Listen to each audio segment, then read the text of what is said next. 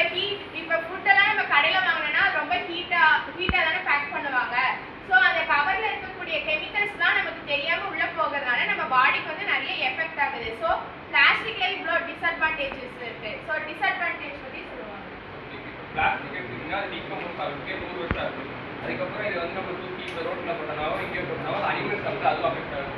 இதை எரிச்சனாலும் இதை ஹீட் பண்ணாலும் அதுலேருந்து ஒரு டாக்ஸிக் சப்ஸ்டன்ஸ் வந்து நம்மளே வந்து இன்ஹேல் பண்ணும்போது அது பாதிக்குது. அதுக்கப்புறமேட்டு இதை மண்ணில் போட்டோம்னா அங்கே மண் வளமும் குறையுது. இதனால் வந்து நாங்கள் ரெமடியாக பயோபிளாஸ்டிக் யூஸ் பண்ணலாம்.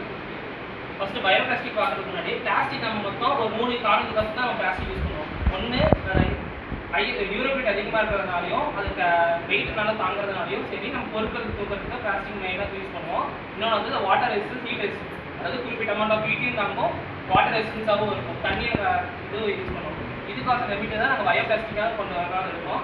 பயோபிளாஸ்டிக்ஸில் வந்து எப்படின்னா ரினியூவபிள் சோர்சஸ், அதாவது பிளான்ஸ் அண்ட் மைக்ரோ ஆர்கானிசம்ஸ் வந்து பிளாஸ்டிக் போன்ற ஒரு பொருள் நம்ம கிரியேட் பண்ண போகிறோம். இதில் வந்து 2 இதை நாங்கள் யூஸ் பண்ணுறோம். ஒன்று PBAT, இன்னொன்று வந்து PHA.